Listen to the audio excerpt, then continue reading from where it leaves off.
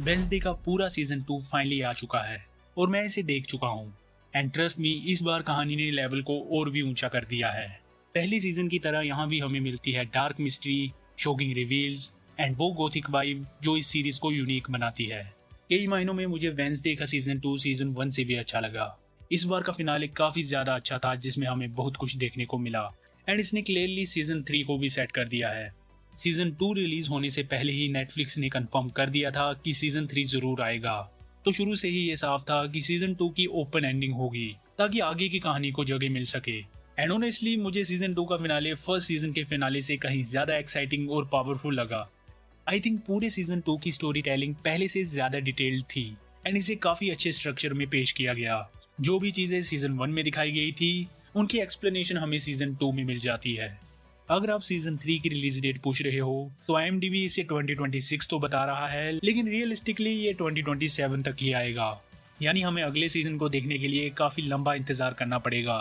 But for now मैं इस video में सीजन 2 की कुछ डिटेल्स एक्सप्लेन करूंगा जो शायद आप मिस कर गए होंगे। इसीलिए वीडियो के एंड तक बने रहना क्योंकि this is going to be very interesting. और हाँ, बिफोर वी कंटिन्यू मेरी आपसे रिक्वेस्ट है कि प्लीज चैनल को सब्सक्राइब जरूर कर लो क्योंकि ऐसा करने पर आपको मिलती रहेंगी ऐसी ही इंटरेस्टिंग वीडियोस। ऑलराइट, सीजन 2 के एंड में सबसे बड़ा रिवील ये था कि इनेड ऑफिशियली अल्फा वोल्फ बन गई है। उसकी पूरी ट्रांसफॉर्मेशन एक फुल वोल्फ में हो चुकी है एंड इसे साफ तरीके से दिखाया भी गया। अब इसका मतलब ये निकलता है कि सीजन 3 में इसका रोल काफी इंपॉर्टेंट होने वाला है। लेकिन इसी के साथ इसकी ट्रांसफॉर्मेशन के बारे में अभी भी कई सवाल बाकी हैं। एग्जाम्पल के लिए सीजन 2 में अल्फा वोल्फ्स को लेकर जो लोर बताई गई है उसके हिसाब से ये अकेले जीते हैं। ये किसी भी पैक का हिस्सा नहीं हो सकते और एक बार ट्रांसफॉर्म होने के बाद ये दोबारा इंसान भी नहीं बन सकते।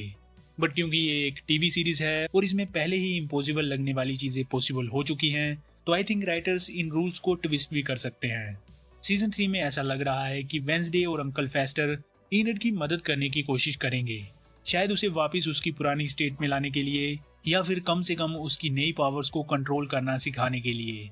सीजन 2 में हमें हाइड्स के बारे में भी बहुत बड़ा फैक्ट पता चला। हमने जाना कि हाइड्स जब ट्रांसफॉर्म होते हैं तो वो अपना लाइफ स्पैन कम कर लेते हैं। मींस जितनी बार वो ट्रांसफॉर्म होंगे उतनी जल्दी उनकी मौत करीब आती है। टाइलर जो पहले से ही सीजन 1 में डेंजरस और काफी पॉपुलर कैरेक्टर था, सीजन 2 में इस रेवलेशन के बाद वो और भी ज्यादा डेंजरस हो गया। यस आई नो कि नेवरमोर एकेडमी में आने वाले हर स्टूडेंट के पास पावरफुल और काफी अजीब पावर्स होती हैं, लेकिन फिजिकल स्ट्रेंथ में कोई भी हाइड जैसे मॉन्स्टर का सामना नहीं कर सकता। सीजन 2 के एंड में हमने देखा कि टाइलर ने फाइनली एक्सेप्ट कर लिया कि वो कौन है। उसने हाइड होना छोड़ा नहीं, जबकि उसकी माँ ने उसे रोकने की कोशिश की थी। दरअसल उसके लिए हाइड की एबिलिटीज कोई कर्स नहीं बल्कि गिफ्ट हैं, यानी कि एक बहुत बड़ी ताकत का सोर्स। और यहीं से खतरा और भी बढ़ जाता है क्योंकि एंड में हम देखते हैं कि इजाडोरा कपरी और टाइलर अब साथ में काम करना शुरू कर रहे हैं। इसका मतलब ये है कि दोनों मिलकर हाइड्स के ओरिजिन्स को और गहराई से समझेंगे। और मे भी ऐसा हो सकता है कि टाइलर शायद ऐसा तरीका खोज ले जिससे वो बिना अपनी लाइफ कम किए ट्रांसफॉर्म कर सके। अगर ऐसा होता है तो ये कैरेक्टर और भी डरावना हो जाएगा। टाइलर की माँ हमेशा मानती थी कि हाइड होना एक कर्स है एंड कुछ हद तक वो सही भी थी क्योंकि हर ट्रांसफॉर्मेशन उसे मौत के और करीब ले जाता था। बट नाउ टाइलर एक नए रास्ते पर है जहाँ वो इस प्रॉब्लम को सोल्व करके खुद को और स्ट्रॉन्ग बनाना चाहेगा। आगे देखते हुए ये साफ लगता है कि सीजन 3 की सबसे बड़ी विलन इजाडोरा हो सकती है। प्रोड्यूसर्स ने ऑलरेडी कहा है कि सीजन 3 नेवरमोर एकेडमी को एडम्स फैमिली से और गहराई से कनेक्ट करेगा। हम देख चुके हैं कि ऑलमोस्ट हर बड़ा विलन अब तक किसी न किसी तरह एडम्स फैमिली के डार्क पास्ट से जुड़ा हुआ रहा है और इजाडोरा इनमें से सबसे स्ट्रॉन्ग हो सकती है। इसका मतलब ये है कि फ्यूचर में स्टोरी और भी डीप हो जाएगी जहाँ इजाडोरा एडम्स फैमिली के खिलाफ एक बड़ी टीम खड़ी करेगी और एक मैसिव कन्फ्रंटेशन के लिए तैयारी करेगी। इसके बाद एक और इम्पोर्टेंट कैरेक्टर की बात करते हैं जो है ओफिलिया फ्रम्प। नॉर्मली ओरिजिनल वर्जन्स में ओफिलिया मोर्टिशिया एडम्स की चेयरफुल और एथलेटिक सिस्टर होती है।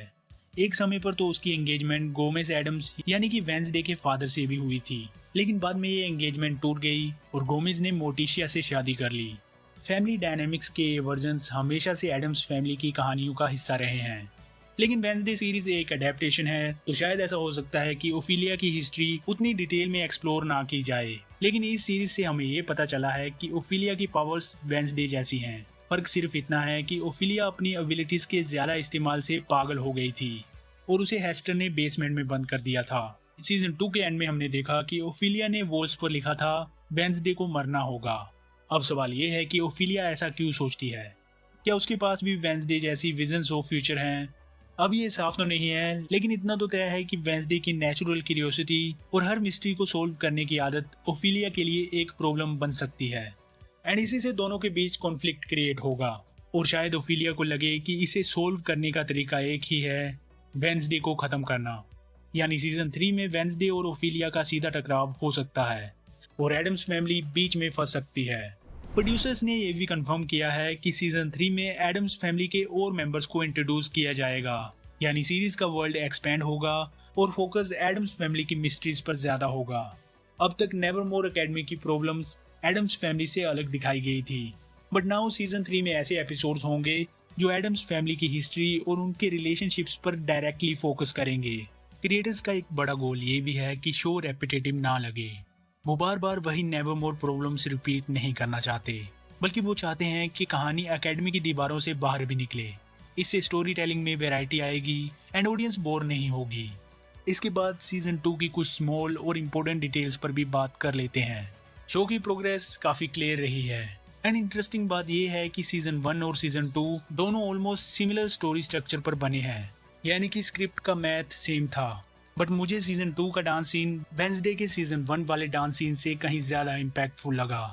पर्सनली मुझे सीजन 2 ओवरऑल बेटर क्वालिटी का लगा और मेरी फेवरेट चीजों में से एक थी थिंग की बैक स्टोरी, जिसे फाइनली एक्सप्लेन और अच्छे से हैंडल किया गया। एंड ये इस सीजन का सबसे बड़ा ट्विस्ट था। थिंग एक्चुअली उस ज़ोंबी का हाथ निकला जिसे हम सेकंड सीजन में देखते हैं, एंड जब वो हाथ फुल बॉडी से जुड़ा तो उसके पास टेलीकाइनेटिक पावर्स भी आ गई। मैंने कभी ये उम्मीद नहीं की थी कि ये कैरेक्टर जिसे हमने हमेशा कॉमिक रिलीफ और फैन फेवरेट के तौर पर देखा है, ये सीरीज का इतना बड़ा रिवील देगा।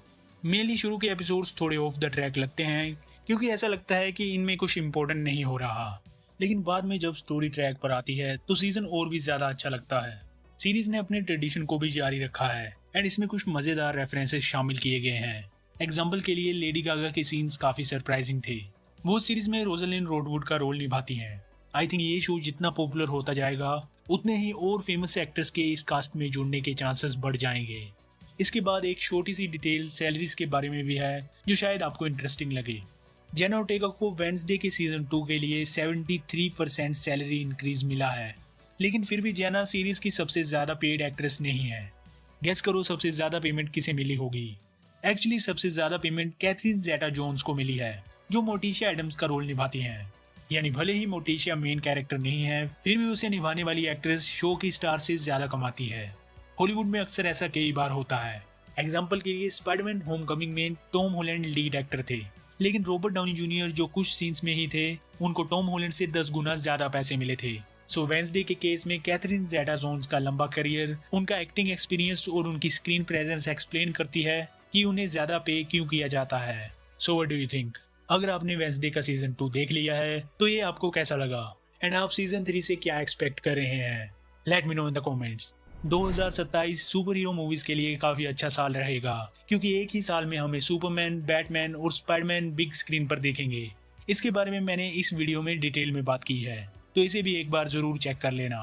और हाँ, जाते जाते प्लीज चैनल को सब्सक्राइब जरूर कर लो। I will see you in the next one.